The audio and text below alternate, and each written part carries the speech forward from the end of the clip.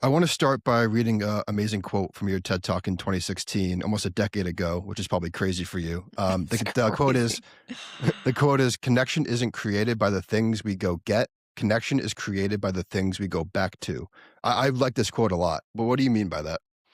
Well, the talk itself was on relational loneliness. And what I was referring to was this idea that, like, we are so good at new, novel, what's the next best swipe culture, right? And we think that that's going to bring us this idea of connection and intimacy, if we just find the right person, and the way to do that is. And what I found over time, and we're really going back in time to to start this out, is that it's actually ritual that it's like the things that we do, the mundane, the things that we do on a daily or a weekly or a monthly basis that bring us back to connection. And the example that I used in my talk, and what was really relevant for me at the time, was I had a group of girlfriends and we got together every single Monday night. We didn't miss Mondays. It was really important. We all lived in the same city at the time. And so we would gather every Monday. We did this rain or shine. And we did this during the mundane parts of our lives. Nothing was going on, nothing that dramatic. But what ended up happening is during that span, and let's call it, a year or 2 years of us gathering, people went through miscarriages, people broke up engagements, people, right? Like all of these massive life disruptors started happening.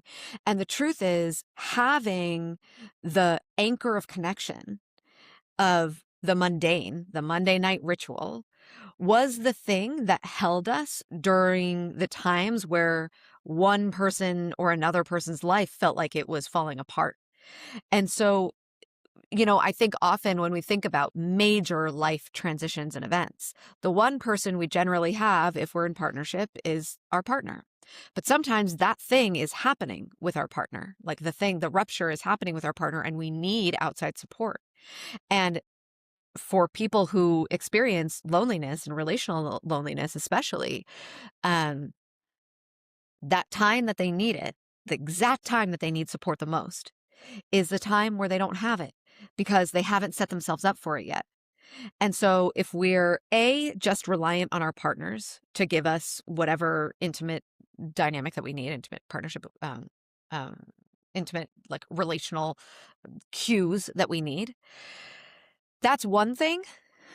And it's good to have it, but if we haven't built the social fabric of our lives to include way more than just our intimate partnerships, then we're going to be in a lot of trouble if something happens. And I think, my supervisor and colleague Esther Perel talks a lot about how we, in current day and age, the job of the tribe, the job of the community, is now put on one person, that we expect our partner to be our lover, our confidant, our best friend, right? Everything. And so it's easy, especially in today's world where everything can be done online from the comfort of your couch. It's easy to not anchor in social connections outside of our intimate partnership and that dynamic. But when things possibly go south, or when things get hard, you need more connections than just that. Not one person cannot fill all of those needs. It's also part of how we think about swipe culture and finding partners right now.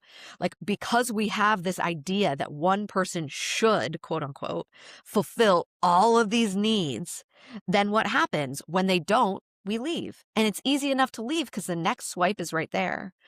So I really mean, what does it, and by the way, I want to say that social isolation and loneliness are very different than relational loneliness. And so just to say that out of the gate, that there is social isolation means, like, I don't have anybody. And I want to have people, and I don't have those connections. Um, I mean, I probably don't have to tell you this for you or any of the listeners. I imagine for a lot of us, we actually like being alone. It's nice to have alone time and that space and that quiet time. when it's chosen, when it feels like it's an option. Relational loneliness is really different, though. Relational loneliness is about what it feels like to be disconnected in a partnership or a close dynamic that is meant to bring us intimate connection. And it's the difference between how that, wait a second, I thought I was going to come to you and we were supposed to feel close. And all of a sudden we're in bed lying next to each other and you're on your phone and I'm on my phone. And I couldn't feel further away from the person I'm supposed to feel closest to. That disconnection from where I thought we would be or what I thought this relationship was supposed to provide versus what I actually feel in the moment, over time, that can create a chronic stress loop, which then has impacts on, long-term health, which I can go into more.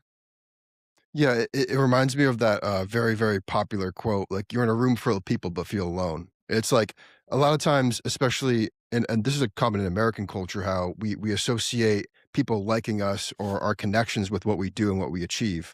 But when, like you said in that quote, you could just go back to your friends. You could just, instead of becoming a millionaire to have everyone like you could just call a friend. And it's also too, like, if you're liked by everyone, that doesn't necessarily translate into meaningful connections. And that's why you have like these celebrities who have millions of people that love them, but they also feel alone at the same time, right? Well, these are the parasocial relationships where they're one-sided doors or one-sided mirrors, right? It's like all these people, millions of people could know so much about you, but you know nothing about them. You wouldn't necessarily choose them as friends. It's a one-way relationship. That's not social connection. Um, and and so with, again, how much time we're spending online, and not just adults, like we're watching the research right now with kids and young adults, like they're having sex later.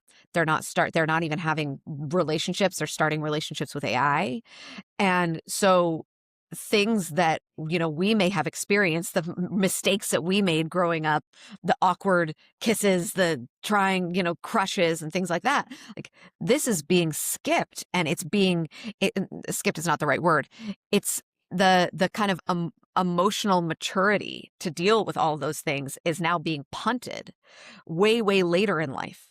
You're seeing it all over. The research is pretty wild when it comes to how different kids now are being raised to how like our generations may have been raised when it comes to drinking, social connection, forming relationships and attachment. I mean, it's a completely different environment and landscape.